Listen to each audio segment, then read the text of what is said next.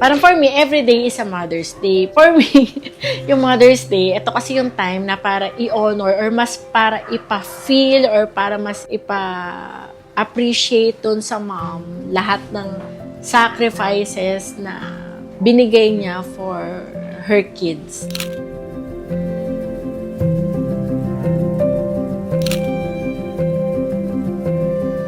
Actually, ako as a mom, when it comes to my kids, may pagka-strict ako. So, kasi ako yung type of mommy na when it comes to my kids, hindi ako ma-baby. So, gusto kong lumaki silang strong and independent. So, for example, halimbawa, pagtingin ko naman kaya nilang gawin, hahayaan kong gawin nila. Tapos pag sinabi nilang, Mami, parang hindi ko kaya gawin. Pero ako, as a mom, nakikita kong kaya nilang gawin, hindi ko sila tutulungan.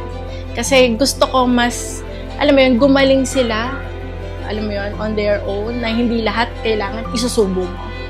Kasi mas maganda yung at, alam mo yun, at their young age, nagiging independent sila. So, I'm not the type of mommy rin na I want my kids na mag-act like senyorita or princess. Kasi, in reality, gusto ko, pag binitawan ko sila, kaya nilang tumayo sa sarili nilang paa.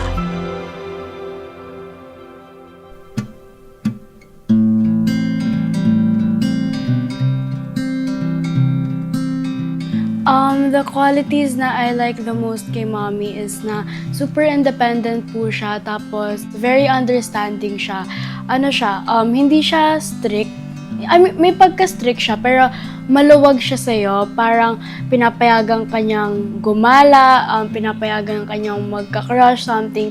The word mother po, parang siya po yung ilaw po ba? Parang ilaw po ng bahay, parang siya po yung nag-aalaga po sa kanya pong mga anak, parang caring po and masipag, mabilis po kumilos, and very independent.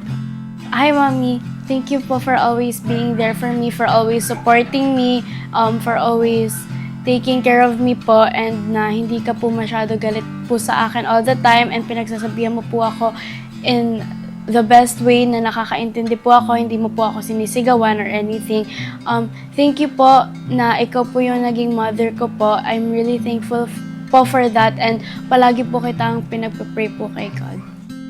Actually, I'm happy kasi tumatatak pala sa kanya lahat ng mga sinasabi ko. I mean, kasi may mga times na pag nag-a-advise ka or nagko-coach ka sa kanya, di ba? Minsan sasabihin lang niya, yes, mom.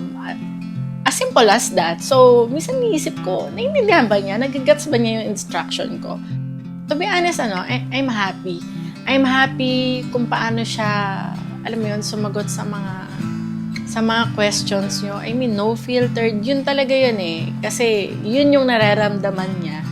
And yun yung nasa heart and mind niya. May mga panahon na kasi kilala natin yung sarili natin eh, right? So, alam natin kung sino tayo as a person. Pero, simula naging mother ako, may mga bagay na akala mo hindi mo kayang gawin. Pero kaya mo pala kasi kakayanin mo para sa mga anak mo.